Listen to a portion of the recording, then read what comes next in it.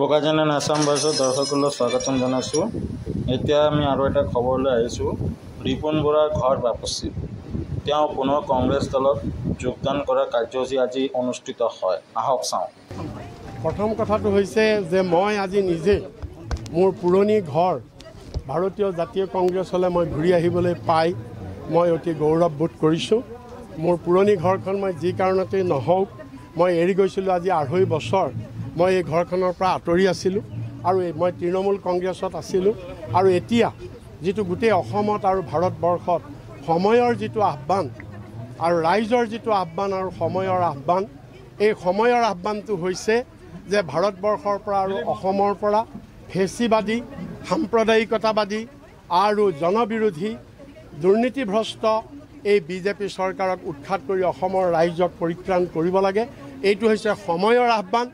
আৰু এই সময়ৰ আহ্বানটো অসমত বিজেপিক উৎখাত কৰিব পাৰিব একমাত্ৰ কংগ্ৰেছ দলে উৎখাত কৰিব পাৰিব। যোৱা লোকসভা নিৰ্বাচনত এইটো গোটেই ভাৰতবৰ্ষত মুড অফ দি নেশ্যন হৈছে গোটেই ভাৰতবৰ্ষত যে বিজেপিক উৎখাত কৰিবলৈ হ'লে যি ৰাজ্যত যি বিৰোধী দল শক্তিশালী সেই ৰাজ্যত ৰাজ্যই সেই বিৰোধী দলক শক্তিশালী কৰিছে।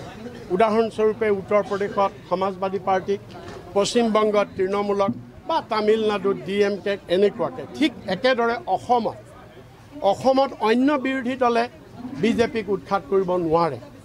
সময়ৰ আহ্বান এইটোৱে যে আমি তৃণমূল কংগ্ৰেছে অসমত বিজেপিক উৎখাত কৰিব নোৱাৰোঁ। অসমৰ ৰাইজে ইয়াত বিচাৰিছে কংগ্ৰেছ দলক, কংগ্ৰেছেহে পাৰিব।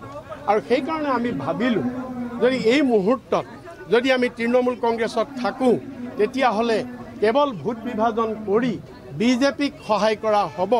আমাৰ যিখন মূল যুঁজ যে বিজেপিক উৎখাত কৰি অসমক ৰক্ষা কৰা, এইটো সম্ভৱ নহ'ব।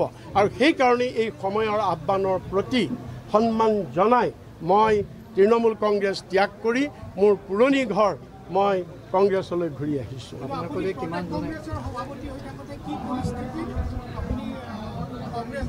নাই, সেইটো আৰু আগতে তেতিয়া কৈছোঁ, আজি আৰু ক'ব খোজা নাই।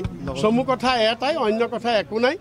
গৈছিলোঁ তৃণমূললৈ বিজেপিক ভালকৈ উৎখাত কৰিব পাৰিম বুলি, কিন্তু দেখিলোঁ তৃণমূলৰ প্লেটফৰ্মেদি নোৱাৰি। গতিকে কংগ্ৰেছক ৰাইজে বিচাৰিছে, কংগ্ৰেছে শক্তিশালীভাৱে যুঁজিব পাৰিব। সেইকাৰণে যুঁজখন শক্তিশালী কৰিবৰ কাৰণে পুনৰ কংগ্ৰেছলৈ ঘূৰি আহিছে।